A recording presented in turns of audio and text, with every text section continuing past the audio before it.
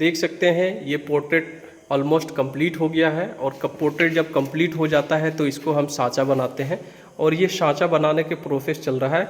तो सांचा बनाने से पहले क्या करते हैं कि इस डिज़ाइन को 2 पार्ट में डिवाइड करते हैं, और डिवाइड करने के लिए हम जो प्लेइंग कार्ड होता है उसका एक बाउंड्री क्रिएट कर रहे हैं। तो देख रहे हैं कि ये बाउंड्री इसको प्लेइंग कार्ड से लगा रहे हैं।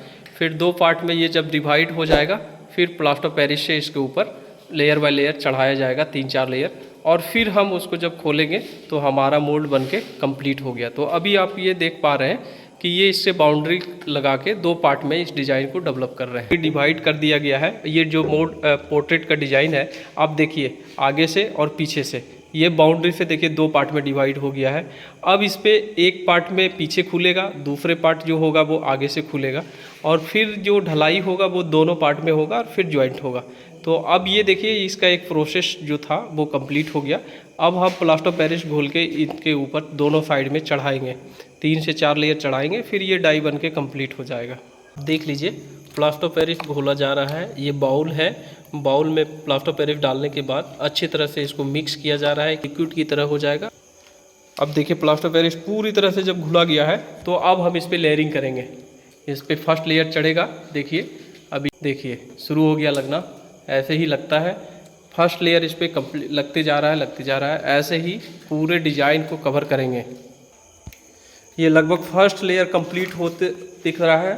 ये पहला लेयर इसका हम प्लास्टर पेरिस से ढक दिए हैं, आगे का पूरा कवर हो गया है। जहाँ जहाँ बचा है थोड़ा सा और लगाओ। ये पूरी तरह से कंप्लीट हो गया है। अब ये जो फर्स्ट लेयर है ना, कंप्लीट होने के बाद थोड़ा सा जब हार्ड होने लगेगा फिर इसके ऊपर सेकंड लेयर लगाएंगे, फिर वो जब हार्ड होगा फिर थर्ड लेयर लगाएंगे। ऐसे करके 4 लेयर तक हम इस पर कवर करते हैं, और 4 लेयर तक कवर करने के बाद फिर 2 पार्ट में, जैसे दाल 2 पार्ट में होता है वैसे ही दोनों पार्ट निकल जाएंगे हमारे, और अंदर का जो डिज़ाइन आप देखे थे किले में वो टूट जाएगा, पूरी तरह से टूट जाएगा। देखिए आप देख पा रहे हैं 3 से 4 लेयर इसके बाद लगाने के बाद, प्लास्टर पेरिस के 4 लेयर इस पर कोटिंग होने के बाद फिर हमको क्या करना पड़ रहा है, इसके जो एजेज हैं वो थोड़ा सा फिनिश करना पड़ रहा है ना। इसको साइड से घुमाइए, हाँ देखिए ये एज को साफ कर दिए हैं। अब हम इसको क्या करेंगे, ये 2 पार्ट दिख रहा है यहाँ से, आप देखेंगे ये 2 पार्ट में ये पूरा ढलाई हो गया है। अब हम दोनों पार्ट को अलग अलग करके खोलेंगे। ये अब इसको अब ये थोड़ा सा इसको इस टाइप का एक टूल रहेगा चौड़ा टाइप का, इसमें इस जो दोनों लाइन में बना हुआ वहाँ पे डाल के थोड़ा थोड़ा हिलाएंगे, और एक किसी से थोड़ा सा पानी ऊपर से डाल देंगे। तो ये क्या होगा ना कि अंदर से जो किले हैं वो इस मोल्ड को छोड़ देता है। देख पा रहे हैं कि ये छोड़ा जा रहा है ऐसे करके, ये आसानी से अब यहाँ से खुल जाएंगे, देखिए है ना। अब यहाँ से ये खुलेगा,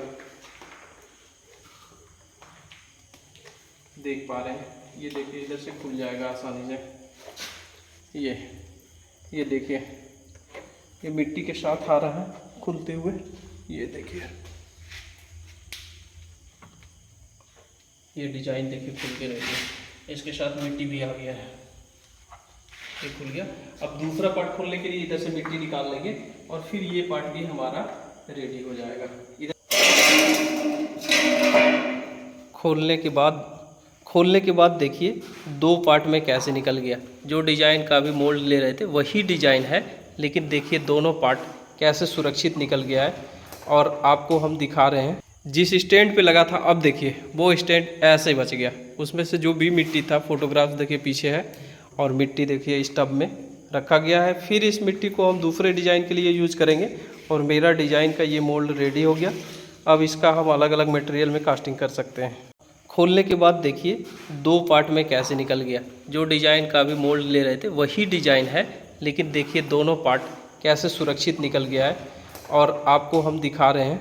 जिस स्टैंड पे लगा था अब देखिए वो स्टैंड ऐसे ही बच गया, उसमें से जो भी मिट्टी था, फोटोग्राफ देखिए पीछे है, और मिट्टी देखिए इस टब में रखा गया है। फिर इस मिट्टी को हम दूसरे डिज़ाइन के लिए यूज करेंगे, और मेरा डिज़ाइन का ये मोल्ड रेडी हो गया। अब इसका हम अलग अलग मटेरियल में कास्टिंग कर सकते हैं।